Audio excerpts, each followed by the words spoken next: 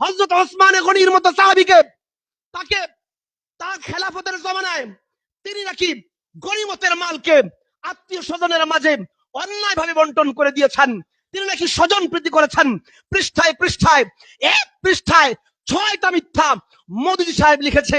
এইভাবে হযরতে আম্মাজান আয়েশার বিরুদ্ধে, সাদ বিন আবি উবাদার বিরুদ্ধে, হযরতে জুবাইরের বিরুদ্ধে, হযরতে তালহার বিরুদ্ধে, হযরতে আমিরে মুয়াবিয়ার বিরুদ্ধে, অসংখ্য সাহাবীর বিরুদ্ধে বিশুদ্ধার মাখা এই নিকৃষ্ট বই খেলাফত রাজতন্ত্র আমাদের বাংলাদেশে ইসলামী দল নামে এই জামাত ইসলাম তাদের দলীয় সিলেবাস মুক্ত করেছে। আমরা পরিষ্কার শব্দে বলতে চাই, এই বইকেও বাংলাদেশে নিষিদ্ধ করতে হবে। আমরা জামাত শিবিরের ভাইদেরকে বলতে চাই, যদি মওদুদীর বিরুদ্ধে বললে তোমাদের শরীরে লাগে, তোমাদের অন্তরে লাগে, তাহলে মনে রাখো, তোমাদের মওদুদীর প্রেম যদি তোমাদের মওদুদীর বিরুদ্ধে বললে তোমাদেরকে আমাদের বিরুদ্ধে বিশুদ্ধার করতে, আমাদেরকে গালি দিতে উস্কানি দেয়, তাহলে মনে রাখো তোমরা মওদুদীকে যতটুকু ভালোবাসো এর চেয়ে কোটি গুণ বেশি আমরা সাহাবায়ে কেরামকে ভালোবাসি।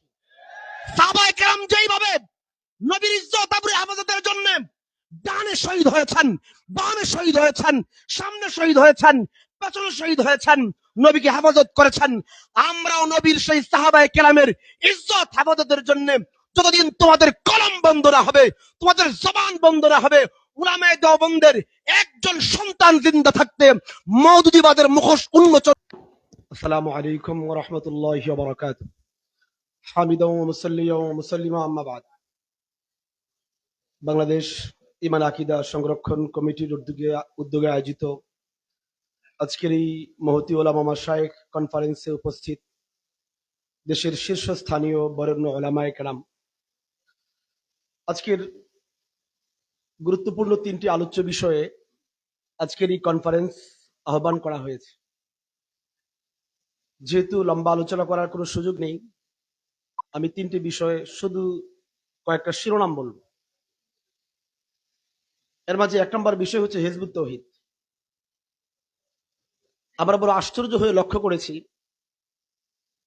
যে হিজবুত তাওহীদের মৌলিক যে গ্রন্থগুলো আছে, আমি বাংলাদেশের স্বরাষ্ট্র মন্ত্রণালয়ের সম্মানিত দায়িত্বশীল মন্ত্রী, আমলা এবং গোয়েন্দা সংস্থার যে সকল ভাইয়েরা আছেন তাদের দৃষ্টি আকর্ষণ করে বলছি, হিজবুত তাওহীদের ইসলামের প্রকৃত আকীদা, হিজবুত তাওহীদের ইসলামের প্রকৃত সালাহ, হিজবুত তাওহীদের ইসলামের প্রকৃত রূপরেখা, এই 3টি বই যদি আমাদের বাংলাদেশের স্বরাষ্ট্র মন্ত্রণালয়ের বিজ্ঞ কোনো ব্যক্তিকে দিয়ে পড়ানো হয়, যেই বইয়ের পাতায় পাতায় লেখা হয়েছে যারা সশস্ত্র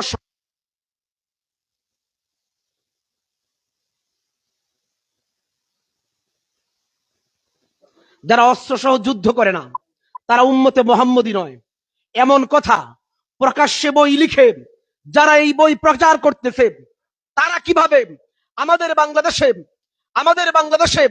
প্রোগ্রাম করতে পারে?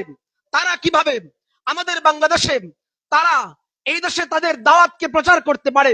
আমাদের প্রশ্ন হলো, আমরা গত টার্মে দেখেছি এই দেশের এমন যুবকদেরকেও গ্রেফতার করা হয়েছে, যাদের গ্রেফতার করে সামনে রাখা হয়েছে জঙ্গি বই নামে কোরআনে কারীমকে, জঙ্গি বই নামে বুখারী শরীফকে।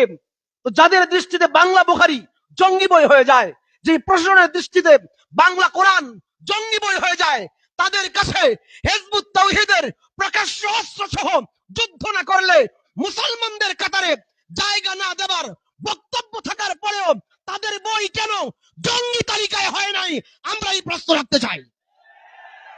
এই প্রশাসন কত টাকায় তাদের কাছে বিক্রি হয়েছে এটা আমরা একটু জানতে চাই। বিক্রি না হলে এই বই কিভাবে তারা প্রচার করে এবং তাদের বিভিন্ন প্রোগ্রামকে আমাদের প্রশাসনের ভাইয়েরা শেল্টার দিয়ে তাদেরকে প্রোগ্রাম করতে দেয়, অথচ তাদের বক্তব্য হলো অস্ত্রসহ যুদ্ধ না করলে এরা মুসলমানদের কাতারে থাকে না। এই জন্য আমাদের পরিষ্কার দাবি, এই সন্ত্রাসী সংগঠনকে অবিলম্বে কালো তালিকাভুক্ত করে সন্ত্রাসী দল হিসেবে নিষিদ্ধ করতে হবে। 2 নম্বর বিষয়, যে বিষয়টা হলো যেটি আমাদের ডক্টর সরওয়ার সাহেব বলেছেন যে এলজি বান্ধব, লেসবিয়ান, গে, ট্রান্সজেন্ডার বাইসেক্সুয়াল ইত্যাদি বিষয়কে আমাদের দেশে গত যেই সরকার ছিল সেই সরকারের আমল থেকেই এটাকে নরমালাইজ করার অপচেষ্টা করা হয়েছে। এখন আমাদের আগে যেগুলো মেল ছিল, ফিমেল ছিল, তৃতীয় লিঙ্গ ছিল,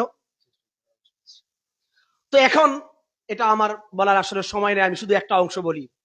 তো এই বিষয়ক আমরা কথা বলতে গেলে যে ট্রান্সজেন্ডার এদেশে প্রতিষ্ঠা করতে দেওয়া যাবে না, যে বিষয়টা নিয়ে আমাদেরকে সবচেয়ে বড় আঘাত করা হয় সেটা হলো আমাদের কওমি মাদ্রাসায় বলৎকার হয়। দেখুন, আমি একটা কথা এই যে মিডিয়ার সামনে বলতে চাই, আমি কোনোদিন আলিয়া মাদ্রাসায় পড়ি নাই, স্কুলেও পড়ি নাই।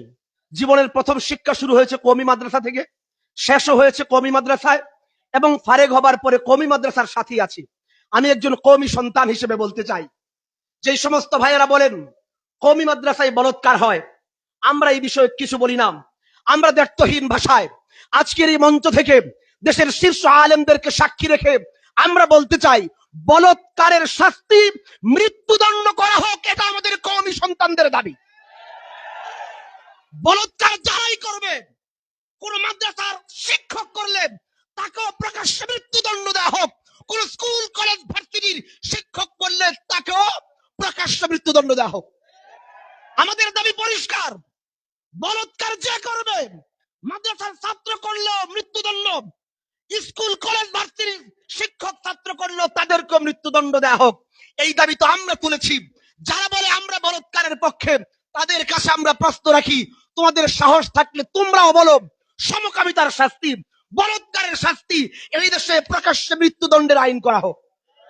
শেষ করছি আরেকটা প্রসঙ্গ দিয়ে, সেটা হলো ভাই দেখেন, আকীদার বিষয়ে আপনারা কথা হচ্ছে, আমি শুধু আকীদার বিষয়ে একটা কথা বলি ভাই। দেখেন, আমরা হিজবুত তৌহিদের বই নিষিদ্ধের কথা বলতেছি, কিন্তু আমার আশ্চর্য লাগে বাংলাদেশ জামাত ইসলামীর খেলাফত রাজতন্ত্র নামে এমন এক জঘন্য বই দলীয় সিলেবাস মুক্ত করা হয়েছে, যেই বইটার পৃষ্ঠায় পৃষ্ঠায় আমাদের হৃদয়ের স্পন্দন, আমাদের জানের চেয়ে হাজার কোটি গুণ বেশি শ্রেষ্ঠতম সাহাবায়ে কেরামের আজমতের উপরে হযরত ওসমান গনির মতো সাহাবীকে তাকে তার খেলাফতের জমানায় তিনি নাকি গনিমতের মালকে আত্মীয় স্বজনের মাঝে অন্যায়ভাবে বন্টন করে দিয়েছেন, তিনি নাকি স্বজন প্রীতি করেছেন। পৃষ্ঠায় পৃষ্ঠায় এক পৃষ্ঠায় 6টা মিথ্যা মওদুদী সাহেব লিখেছে। এইভাবে হযরতে আম্মা জান আয়েশার বিরুদ্ধে, সাদ বিন আবি উবাদার বিরুদ্ধে, হযরতে জুবাইরের বিরুদ্ধে, হযরতে তালহার বিরুদ্ধে, হযরতে আমিরে মুয়াবিয়ার বিরুদ্ধে, অসংখ্য সাহাবীর বিরুদ্ধে বিশুদ্ধার মাখা এই নিকৃষ্ট বই খেলাফত রাজতন্ত্র আমাদের বাংলাদেশে ইসলামী দল নামে এই জামাত ইসলাম তাদের দলীয় সিলেবাস মুক্ত করেছে। আমরা পরিষ্কার শব্দে বলতে চাই, এই বইকেও বাংলাদেশে নিষিদ্ধ করতে হবে।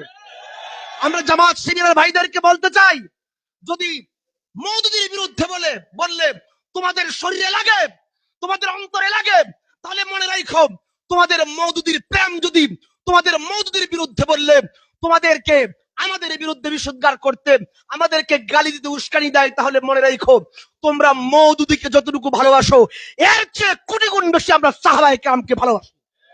সাহাবায়ে কেরাম যেইভাবে নবীর ইজ্জত আবরু হেফাজতের জন্য ডানে শহীদ হয়েছেন, বামে শহীদ হয়েছেন, সামনে শহীদ হয়েছেন, পেছনে শহীদ হয়েছেন, নবীকে হেফাজত করেছেন, আমরাও নবীর সেই সাহাবায়ে কেরামের ইজ্জত হেফাজতের জন্য যতদিন তোমাদের কলম বন্ধ না হবে, তোমাদের জবান বন্ধ না হবে, উলামায়ে দেওবন্দের একজন সন্তান জিন্দা থাকতে মওদুদীবাদের মুখোশ উন্মোচন